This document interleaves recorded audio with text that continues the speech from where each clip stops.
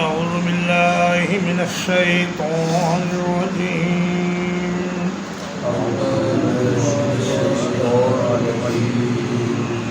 فلا تعجبك أموالهم ولا أولادهم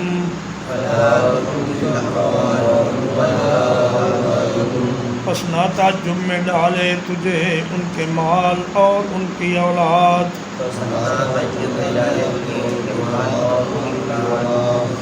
انما یرید اللہ،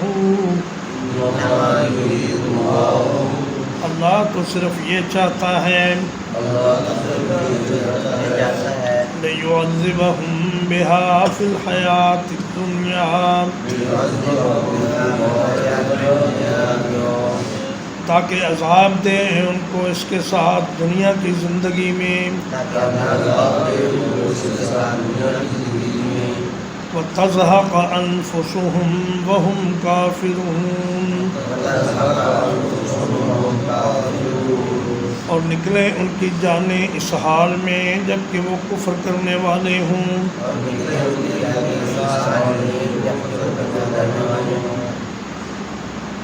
فرمایا کہ اے میرے حبیب، ان کفار و منافقین کا مال و دولت اور ان کی کثرت اولاد آپ کو بھلی نہیں لگنی چاہیے، اور آپ اس سے تعجب میں نہ پڑیں کہ اللہ کے ان دشمنوں کو اتنا مال اور اتنی اولاد کیوں کر دی گئی ہے۔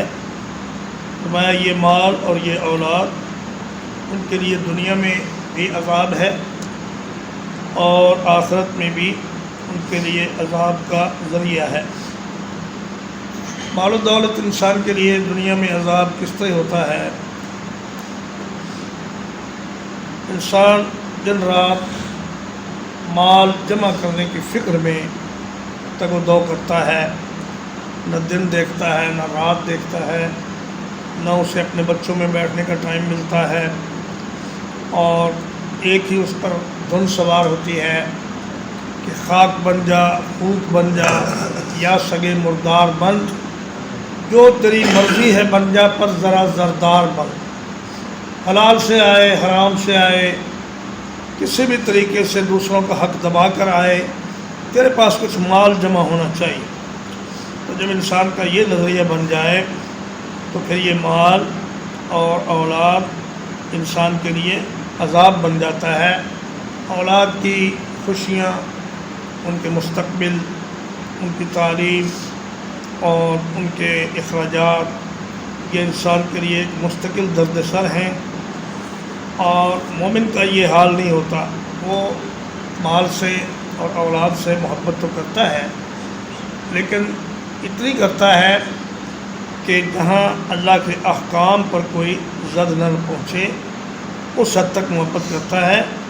جب اللہ کے احکام کو زد پہنچنے لگے تو پھر وہ مال اور جان کی پرواہ نہیں کرتا۔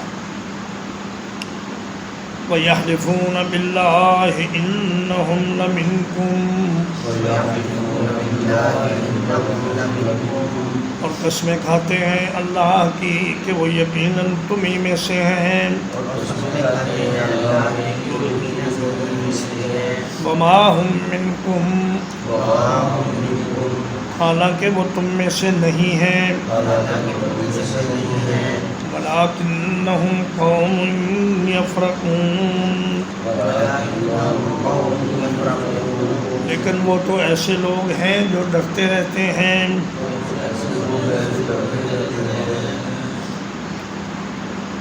فرقہ یفرقو کا معنی ہوتا ہے خوف زدہ ہونا، ڈرپوک ہونا۔ فرمایا کہ تمہارا رعب ان پر اتنا ہے اور تمہارا خوف ان پر اللہ کے خوف سے بھی زیادہ ہے۔ وہ قسمیں کھا کھا کر تمہیں یقین دلاتے ہیں کہ وہ سچے مسلمان ہیں اور تمہاری ہی جماعت کے ارکان ہیں، لیکن حقیقت اس کے برخلاف ہے۔ وہ دل سے بے ایمان ہیں اور اندر سے کفار کے ساتھ ملے ہوئے ہیں۔ اوپر سے صرف اپنے جان اور مال کو بچانے کے لیے وہ تمہارے ساتھ ہمدردی کا اور تمہارے اندر شمولیت کا دم بھرتے ہیں۔ لو یجدون ملجأ، اگر پالیں کوئی پناہ کی جگہ، او مغارات، یا کوئی غاریں پالیں، او مدخلا، یا گھسنے کی جگہ پالیں، لولوا الیہ وہم یجمحون، تو وہ اس کی طرف بھاگ کھڑے ہوں گے رسیاں توڑاتے ہوئے۔ ملجا لجا یلجا سے اس میں ظرف ہے، اور مغارات مغارت ان کی جمع ہے، جس کا معنی ہوتا ہے گہری جگہ، پہاڑ کی کھو یا غار۔ اور مدخلا دخل یدخل سے باب افتعال میں اس میں ظرف ہے کہ جہاں بھی انہیں کوئی چھپنے کی جگہ مل جائے، یا کسی کے پاس پناہ مل جائے، یا پھر کہیں سر گھسیڑنے کی جگہ مل جائے، تو یہ آپ کو چھوڑ کر ادھر بھاگ جائیں گے۔ لیکن ان کی مجبوری یہ ہے کہ یہ جا نہیں سکتے اور آپ کے اندر رہنے پر مجبور ہیں۔ جمع یجمع کہتے ہیں جمع الفرس، گھوڑا اپنے مالک کے قابو سے باہر ہو گیا اور گھوڑا سرکش ہو گیا۔ اور فرس جموح ایسے گھوڑے کو کہتے ہیں کہ جسے لگام کے ذریعے موڑا جائے تو وہ نہ مڑے اور مالک کا کنٹرول قبول کرنے سے انکار کر دے۔ تو فرمایا کہ ان کا بھی یہی حال ہے، یہ رسیاں توڑا کر دوڑتے ہوئے اس جگہ کی طرف بھاگ جائیں گے جو انہیں پناہ کے طور پر ملے گی۔ وَمِنْهُمْ مَنْ يَلْمِزُكَ فِي الصَّدَقَاتِ، اور ان میں سے بعض وہ ہے جو آپ کو صدقات کے بارے میں طعنے دیتا ہے۔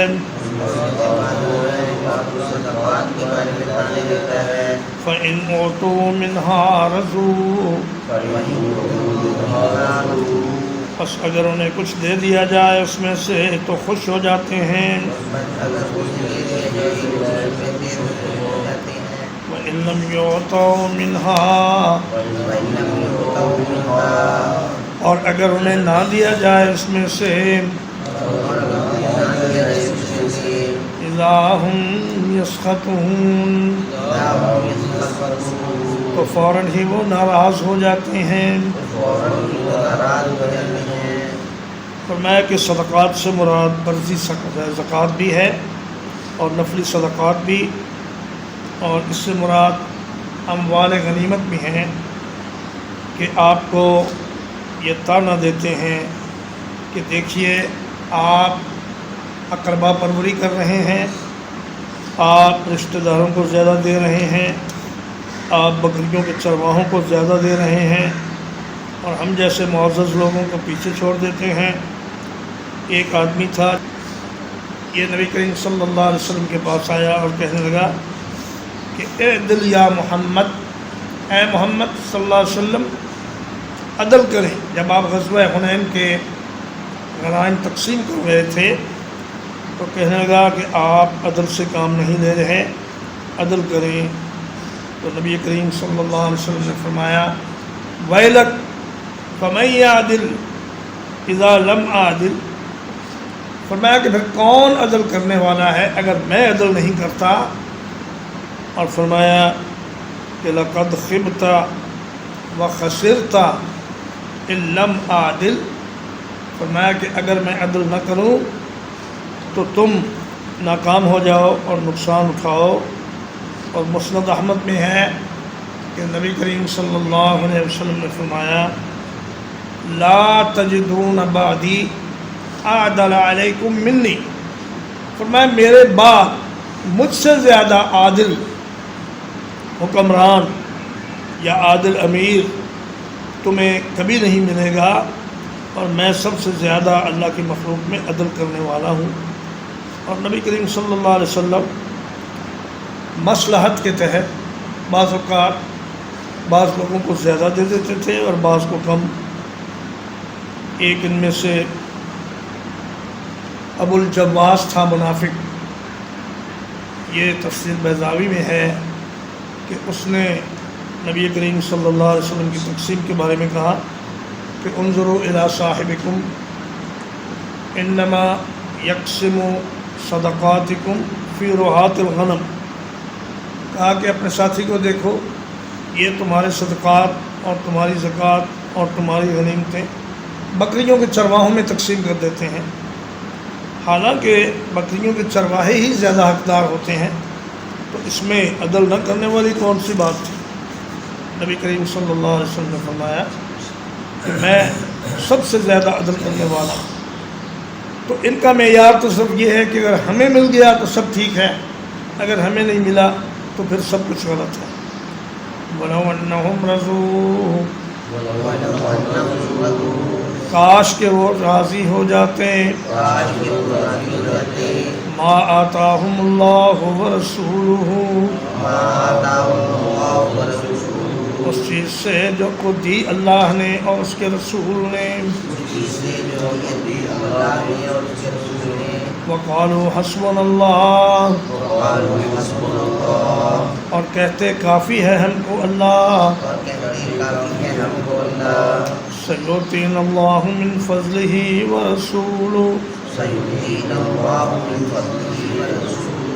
ان قریب عطا کرے گا اللہ ہمیں اپنے فضل سے اور اس کا رسول.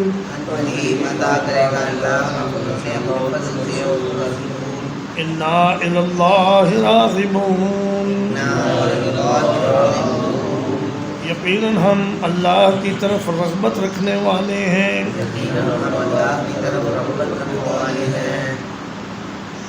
فرمایا کہ ان کے لیے لائق یہ تھا کہ یہ رسول اللہ صلی اللہ علیہ وسلم کی تقسیم پر راضی ہو جاتے اور کہتے کہ ہمیں جو کچھ ملا ہے یہ ہمارے لیے کافی ہے. اور بعض لوگوں نے اس آیت کریمہ سے خواہ مخواہ یہ مسئلہ کشید کرنے کی کوشش کی ہے کہ لوگوں کو رزق اللہ اور اس کا رسول دونوں دیتے ہیں، حالانکہ اس آیت میں جو دینے کا ذکر ہے وہ آپ صلی اللہ علیہ وسلم کی زندگی میں صدقات اور غنائم کی تقسیم کا ذکر ہے کہ آپ صلی اللہ علیہ وسلم مسلمانوں میں یہ اموال اور یہ صدقات تقسیم کرتے ہیں. اور اسی آیت میں آگے قالوا حسبنا اللہ کہہ کر اس خیال کی تردید فرما دی کہ بندے کے لیے صرف اللہ ہی کافی ہے.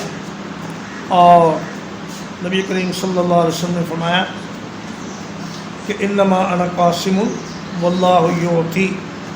یہ بخاری شریف کی روایت ہے کہ دینے والا اللہ ہے، میں تو صرف لوگوں میں تقسیم کرتا ہوں. اور فرمایا میں خزانچی ہوں، اصل خزانے کا مالک اللہ ہے، وہ عطا کرتا ہے، میں تقسیم کرتا ہوں، اور اس طریقے سے میں اللہ کے احکام کے مطابق لوگوں کو دیتا ہوں. ترجمہ ایک بات، فَلَا تُعْجِبْكَ أَمْوَالُهُمْ وَلَا أَوْلَادُهُمْ، پس نہ بھلے معلوم ہو آپ کو ان کے مال اور ان کی اولاد. انما یرید اللہ، اللہ تو صرف یہ چاہتا ہے لیعذبہم بہا فی الحیاۃ الدنیا، تاکہ عذاب دے ان کو اس کے ساتھ دنیا کی زندگی میں. وَتَزْهَقَ أَنفُسُهُمْ وَهُمْ كَافِرُونَ، اور نکلے ان کی جانیں اس حال میں کہ وہ کفر کرنے والے ہوں. وَيَحْلِفُونَ بِاللَّهِ، اور قسمیں کھاتے ہیں اللہ کی. انہم لمنکم، کہ یقیناً وہ تمہیں میں سے ہیں. وما ہم منکم، حالانکہ وہ تم میں سے نہیں ہیں. ولكنهم قوم يفرقون ولكنهم قوم يفرقون لیکن وہ ایسے لوگ ہیں جو بڑے ڈرپوک ہیں لیکن وہ ایسے لوگ ہیں جو بڑے ڈرپوک ہیں لو یجدون ملجأ لو یجدون ملجأ اگر پالے کوئی پناہ کی جگہ اگر پالے بھی پناہ کی جگہ او مغارات او مغارات یا غار کے اندر جگہ یا غار کے اندر جگہ او مدخلا او مستقبلا یا سر گھسیڑنے کی جگہ یا سر گزیرنے کی جگہ لولوا الیہ وہم یجمعون لولوا الیہ وہم یجمعون اور اس کی طرف بھاگ جائیں رسیاں توڑاتے ہوئے اور اس کی طرف بھاگ جائے رسیاں توڑاتے ہوئے ومنہم من یلمزک فی الصدقات ومنهم من یلمزک فی الصدقات اور ان میں سے بعض وہ ہیں جو آپ کو صدقات کے بارے میں طعنہ دیتے ہیں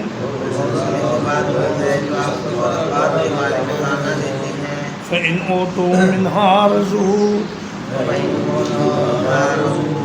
بس اگر انہیں کچھ مل جائے اس میں سے تو خوش ہو جاتے ہیں وَإِنْ لَمْ يُؤْتَوْا مِنْهَا إِذَا هُمْ يَسْخَطُونَ اور اگر انہیں نہ دیا جائے اس میں سے تو فوراً ناراض ہو جاتے ہیں وَلَوْ أَنَّهُمْ رَضُوا کاش کہ وہ راضی ہو جاتے ما آتاہم اللہ ورسولہ اس چیز سے جو انہیں عطا کی اللہ نے اور اس کے رسول نے وقالوا حسبنا اللہ اور کہتے کافی ہے ہم کو اللہ سیؤتینا اللہ من فضلہ ورسولہ ان قریب عطا کرے گا ہم کو اللہ اپنے فضل سے اور اس کا رسول انا الی اللہ راغبون بے شک ہم تو اللہ کی طرف رغبت رکھنے والے ہیں وصلی اللہ علی نبینا محمد وآلہ وصحبہ